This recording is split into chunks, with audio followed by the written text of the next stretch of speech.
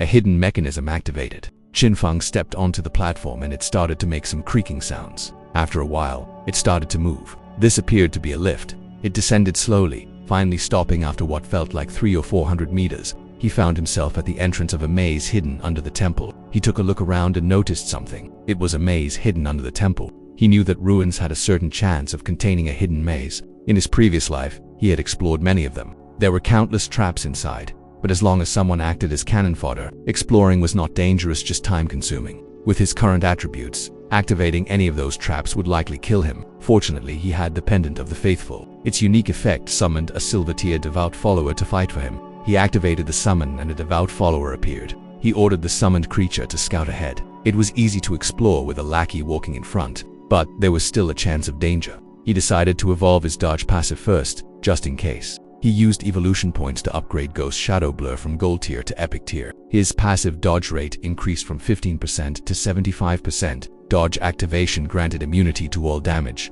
Next, he evolved Instant Shadow Slash from Diamond to Epic. The flash distance increased to 30 meters.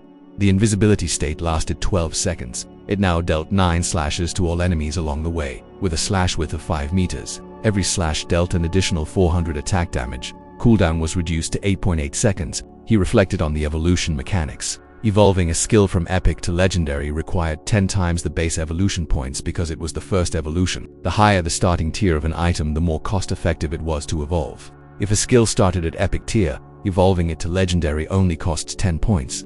But if a skill started at normal tier, it would need to be evolved 7 times just to reach Epic.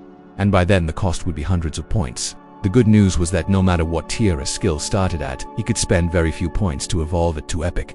From now on, all his skills would be at least Epic tier. He had 11 evolution points remaining. He evolved his starter skill, Shadow Sneak, from Silver to Gold to Platinum. Stealth duration increased to 24 seconds. The stealth breaking attack bonus increased to 1. Cooldown was 22 seconds, but with his 35% cooldown reduction, the final cooldown was 16.3 seconds. He felt the cooldown was still too long and the stealth breaking attack a little low. He would need to swap this skill in the future. The summoned devout follower suddenly stepped onto a trap. A massive boulder dropped from the top onto the creature and it died. Qin Feng waited for the cooldown before his The maze was complex and dangerous. He could only slowly explore this way, hoping to find good loot at the end. Meanwhile, in the upper layer of the temple, Grey Rose's team returned. One member confirmed that the 2 silver bosses had really disappeared. Another noted that their dropped lifespan was also gone. Someone must have killed those monsters and taken their lifespan. They reasoned that only Expert Shadow could kill 2 silver tier bosses at this point. Had Shadow actually come here, then their dropped lifespan was taken by him.